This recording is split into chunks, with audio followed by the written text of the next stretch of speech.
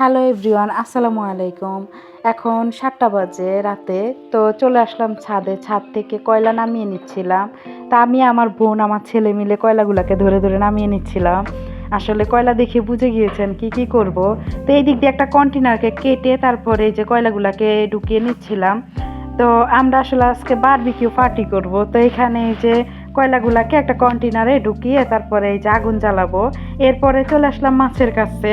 তো এটা হচ্ছে তেলাপিয়া মাছ। এটা প্রায় আনুমানিক 1 কেজি 25 গ্রামের মতো এরকম। তো এই যে তেলাপিয়া মাছটাকে আমি মাঝখান দিয়ে একটু কেটে কেটে নিচ্ছিলাম, যেহেতু মশলা মাখাবো যেন মশলাটা ভালোভাবে ভিতরে ঢুকে খেতে যেন ভালো লাগে। তো এই যে এরপরে আসলে এটা হচ্ছে দুষ্টামি। তো বাসায় একটা এরকম বড় সাইজের রান্দাও ছিল, তো ওইটা দিয়ে দুষ্টামি করতেছিলাম। তো এই দিক দিয়ে চলে আসলাম মশলা ম্যারিনেট করার জন্য। তা আমি এখানে নিয়ে নিলাম রসুন বাটা, তারপরে এখানে হচ্ছে জিরা বাটা, লবণ, তারপরে যে এখানে নিয়ে নিলাম মরিচের গুঁড়া, তারপরে নিয়ে নিলাম হচ্ছে ধনিয়া গুঁড়া না, এটা হচ্ছে হলুদের গুঁড়া। তো নিয়ে নিলাম। এরপরে নিয়ে নিলাম হচ্ছে বারবিকিউ মশলা, তারপরে নিয়ে নিলাম সয়া সস। এই যে একদম পরিমাণ বলতে কিছুই না, আমি হাতের আন্দাজে যেরকম ওই রকম নিয়ে নিয়েছি মশলাগুলাকে। তো যে যেরকম মশলা খেতে পছন্দ করে, অনেকে আছে বারবিকিউতে আপনার মশলাটা অনেক বেশি পছন্দ করে, তা আমরা মোটামুটি তো এরকম। তো এই যে এই মশলাগুলোকে ভালোভাবে মেখে নিচ্ছিলাম তারপরে এখানে হচ্ছে মেখে নিয়ে তারপরে একটু তেল দিয়ে দিলাম, যেহেতু তেল থাকলে ম্যারিনেট করতে একটু সুবিধা। তো এখানে একটু তেল দিয়ে ভালোভাবে আবার মেখে নিচ্ছিলাম। তো এখানে আসলে মশলাটাকে ভালোভাবে যত ভালো মাখা হবে ততই বেশি ভালো, মশলাটাতে যেন লামস না থাকে। তো এইখানে আমি মাছটাকে নিয়ে নিলাম, মাছটাকে নিয়ে ভালোভাবে মাছের উপরে মশলাটাকে ম্যারিনেট করে নিচ্ছিলাম। তো ম্যারিনেটটা যত ভালো হবে ততই আসলে মাছটা আপনার পোড়া দিলে মাছটা আসলে কয়লার উপরে খুব বেশি টেস্ট হয়। আসলে বাবার বাড়িতে আসলে শীতের টাইমে আসলে অনেক মজা করি, গ্রামটা আসলে এরকমই। তা আমরা এখানে সবাই মিলে অনেক আনন্দ করতেছিলাম। তো আসলে এই মাছগুলাকে রেডি করে সব কিছু রেডি করতে করতে অনেক রাতও হয়ে গিয়েছে। তো যতটা তাড়াতাড়ি সম্ভব অতটা তাড়াতাড়ি করে নিচ্ছিলাম। তো এই যে মাছটাকে ভালোভাবে ম্যারিনেট করে তারপরে মাছটাকে আর প্রসেস আপনাদেরকে আসলে এখানে হচ্ছে 2টা মাছ, তো আমি একটা মাছেরই প্রসেসিং আপনাদের সাথে শেয়ার করলাম। তো এই যে 2টা মাছের প্রসেসিং শেয়ার করতে গেলে অনেক টাইম লাগবে। তো এই দিক দিয়ে আমি চলে আসলাম হচ্ছে মাছের সাথে খাওয়ার জন্য যেই রুটিটা করব ওই রুটিটার কাছে চলে আসলাম। তা আমি এখানে রুটির জন্য নিয়ে নিলাম আটা। তা এরপরে নিয়ে নিলাম তেল। তেল দিয়ে তারপরে আমি দিয়ে দিব ইস্ট পাউডার। তো এই যে পাউডারটা দিয়ে দিচ্ছিলাম, তাও আমি একদম আন্দাজ মতো, আমি কোনো চামচ দিয়ে কিছুই করি নাই। তো একদম আন্দাজ মতো ভালোভাবে মেখে নিচ্ছিলাম, সব কিছু একসাথে মিশিয়ে নিচ্ছিলাম। মিশিয়ে নিয়ে তারপর আমি গরম পানি দিয়ে তারপর একটু মথে নিচ্ছিলাম। আসলে শীতকালে ইস্ট দিয়ে যদি রুটি বানানো হয় রুটিটা অতটা ফুলে না, বা যেরকম চাই ওই রকম হয় না। এটা আবার গরমকালে খুব ভালো হয়। তো এই দিক দিয়ে আমাদের হচ্ছে কয়লাটাকে আগুন জ্বালানোর মিশন শুরু হচ্ছে। তো এখানে আসলে কয়লার মধ্যে আগুন জ্বালাতে অনেক সমস্যা, যেহেতু এখন অনেক শীত। তো বাহিরে অনেক ঠান্ডা, এর ভিতরে কুয়াশা, এর ভিতরে অনেক শীতও লাগতেছিল।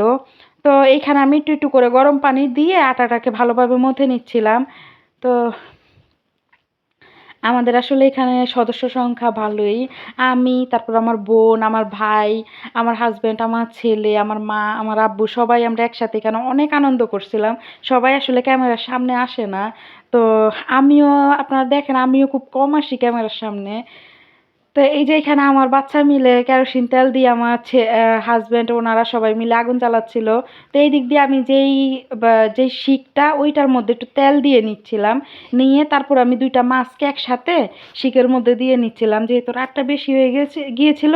তো ভেবেছিলাম মাছটা 2টা একসাথেই আপনার গ্রিল হয়ে গেলে তো একটু তাড়াতাড়ি হবে। তো এই যে এখানে আমি 2টা মাছকে গ্রিলের মধ্যে লাগানোর জন্য চেষ্টা করতেছিলাম গ্রিলটাকে। তো হচ্ছিল না, যেহেতু মাছ 2টাই অনেক বড় বড় ছিল। তো আমাদের উচিত ছিল আরো ছোট ছোট মাছ নেওয়া, তো বুঝতে পারি নাই মাছগুলো অনেক বড় হয়ে গিয়েছিল। তো তারপরও ভাবলাম হয়ে যাবে। তো এখানে 2টা মাছকে প্রথমে বসিয়ে দিয়েছিলাম কন্টেনারের উপরে, কয়লার উপরে।